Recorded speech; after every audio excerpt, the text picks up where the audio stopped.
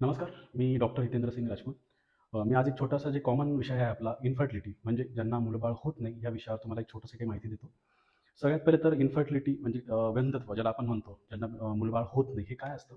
तर जर जे कपल असतात म्हणजे हसबंड आणि वाईफ दोघंही 1 वर्ष मिनिमम सोबत राहत आहेत. दोघांचेही संबंध व्यवस्थित येतात 1 वर्षापर्यंत. पण तरीसुद्धा जर त्यांना मुलबाळ होत नसेल, तर अशा जोडप्यांना पुढे जाऊन डॉक्टरांना भेटण्याची गरज आहे. डॉक्टरांना भेटून त्यांचे कारण जे आहेत, का कोणत्या कारणामुळे मुलबाळ राहत नाही हे बघणं पण फार गरजेचं असतं. जसं की कॉमन कारण याच्यासाठी आहेत अंडाशयामध्ये काही प्रॉब्लेम असणं, जसं की वेळेवर स्त्रीबीज न बनणं, स्त्रीबीज न फुटणं. त्याच्यामुळे तुमची जी मासिक पाळी असते ती वेळेवर नियमित येत नाही, हे एक कारण आहे. दुसरं गर्भनलिका बंद असणं किंवा शुक्राणूमध्ये शुक्राणूची संख्या कमी असणं, क्वालिटी कमी असणं किंवा त्याची हालचाल कमी असणं. हे जे 3-4 बेसिक कारणं आहेत, याच्यामध्येच मेजॉरिटी ऑफ द टाईम आपल्याला समजून जातं की कोणत्या कारणामुळे आपल्याला मुलबाळ होत नाहीये. पण ह्या सगळ्या गोष्टी तपासणं गरजेचं आहे. आणि जेव्हा तुम्ही कोणत्याही फर्टिलिटी एक्सपर्टकडे जाणार, तर काही कॉमन गोष्टी आहेत ज्या आपण तपासतो.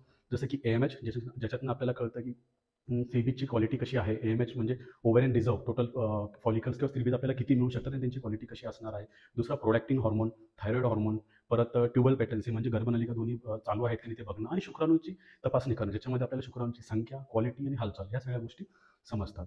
सो जरी कोणी ह्या गोष्टीपासून सफर करत असणार, तर तुम्ही लगेचच तुम्ही जवळच्या डॉक्टरांना जाऊन भेट देऊ शकता आणि येऊन तुम्ही तपासणी करू शकता. कारण की लक्षात ठेवा, मूलबाळ न होणं म्हणजे वंध्यत्व हा एक कॉमन समस्या आहे आणि आजकालच्या बदलत्या जीवनशैलीमुळे ह्या घटक वाढत चाललेले आहेत आणि याला जर तुम्ही वेळेवर निदान केले, तर तुम्हाला नक्कीच रिझल्ट मिळू शकतो आणि तुम्हालाही संतती प्राप्त होऊ शकते योग्य ट्रीटमेंट आणि योग्य उपचार घेतल्याच्या नंतर. धन्यवाद.